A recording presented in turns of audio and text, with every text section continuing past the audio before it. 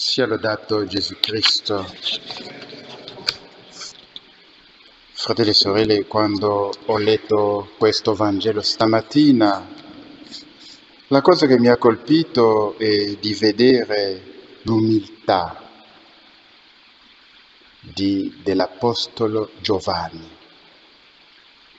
Maria Maddalena si era recata al sepolcro di Gesù, ha trovato che Gesù non c'è, Gesù è risorto. È ritornata, ha riferito i fatti agli apostoli e subito escono i due apostoli, Pietro e Giovanni, vanno correndo al sepolcro. Ma Giovanni era più giovane, significa che correva più di Pietro. Pietro era già grande, come della mia età.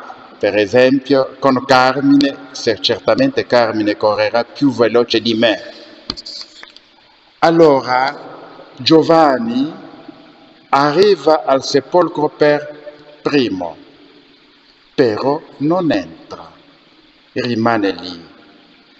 Aspetta Pietro che sta venendo dietro e quando Pietro arriva, entra per primo, vede ciò che stava dentro e poi anche lui, Giovanni, entra.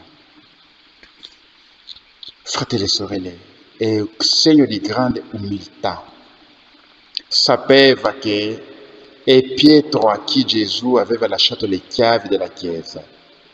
È Pietro che era il capo del gruppo apostolico. Giovanni non ha voluto scavalcare Pietro, prendere il posto di Pietro. Fratelli e sorelle, dobbiamo essere umili. Anche la cosa che possiamo fare, il posto che possiamo occupare, fare passare prima di tutto gli altri. Viviamo in una civiltà dove non c'è più il rispetto degli anziani, dei più grandi. Io non vedo il rispetto presso molti. Anche quando mi capita qualche volta a Taranto di entrare nel pullman, nel taxi, nell'autobus, non vedo i giovani che si alzano, lasciano il posto all'anziano che entra con il bastone o alla donna incinta. Sono seduti, inchinati sui loro cellulari, basta. Si fregano dell'anziana che entra nell'autobus. Io vi invito, fratelli e sorelle, al rispetto dei più grandi di te. Se c'è una donna più grande di te, devi un po' di rispetto a questa donna. Una donna più grande di te che ha l'età della tua mamma, della sorella maggiore, devi rispetto. Un uomo più grande di te, che ha l'età del tuo padre o del tuo nonno o del tuo fratello maggiore, devi dare il rispetto. Avevo letto, non mi ricordo bene se nel libro del Levitico, che quando si incontra uno con i capelli bianchi bisogna dare il rispetto a chi ha i capelli bianchi. Anche quando si arriva a qualche parte, ciò che mi hanno insegnato nel sapere vivere, non ti puoi sedere prima dei grandi.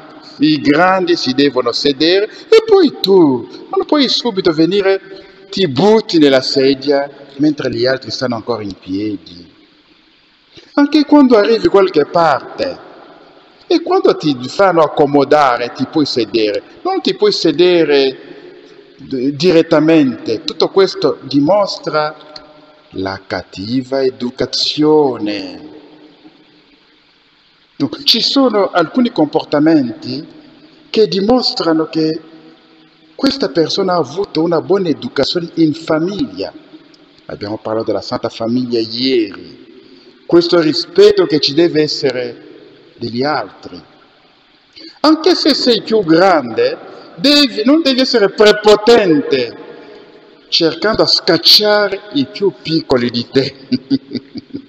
Essere come Dio Padre con tutti, considerare tutti come i tuoi nipoti, i tuoi bambini che hai da gestire. Anche questo sentimento non è buono.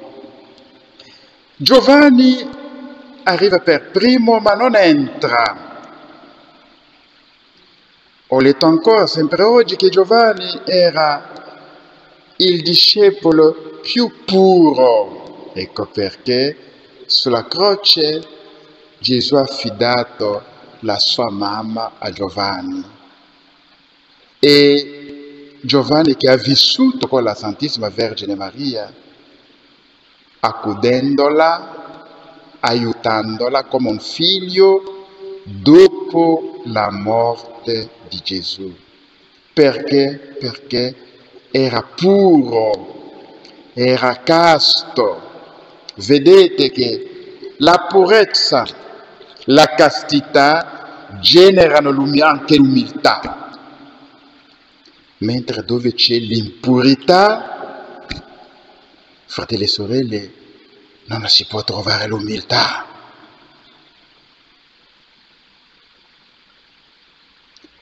Cerchiamo anche di essere puri per essere umili.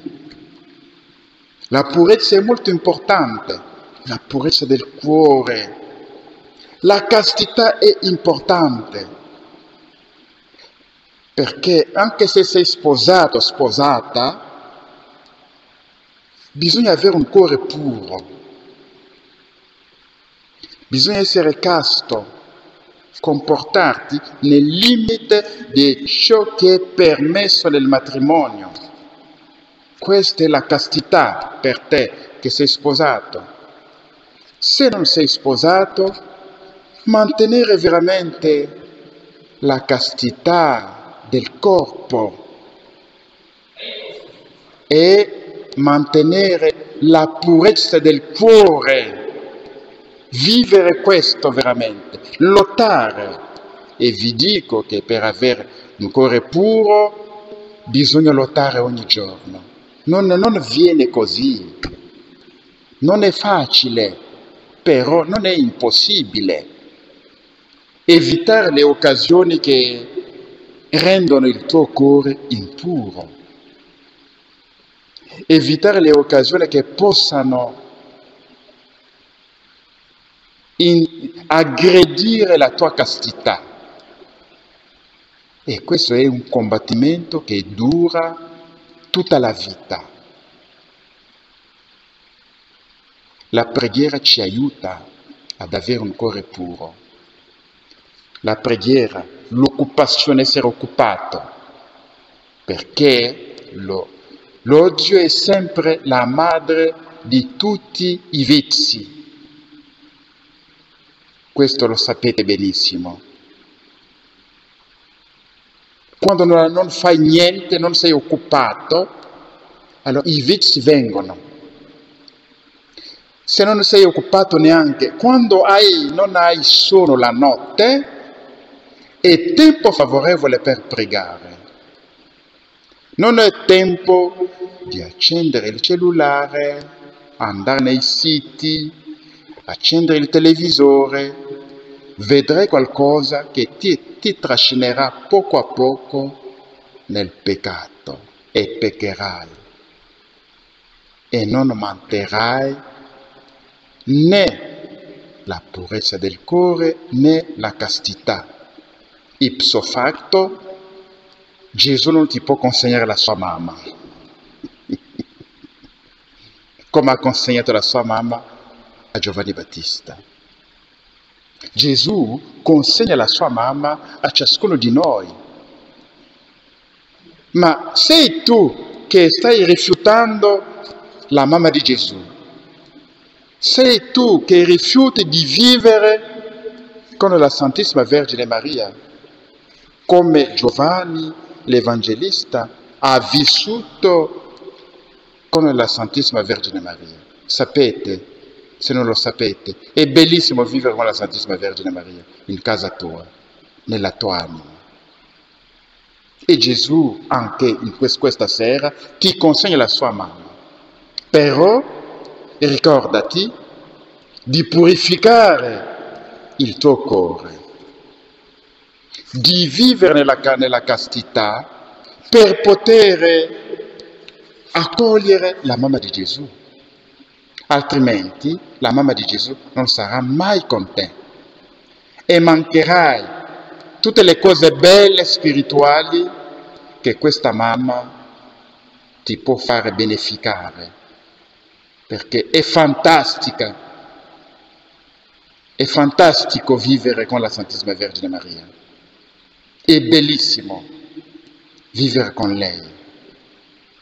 Lei è protetta dagli angeli, anche tu sarai protetto dalle schiere degli angeli se sei veramente con lei. Lei è la piena di grazia, essendo con lei ti riempirà di tante grazie. Sia lodato Gesù Cristo.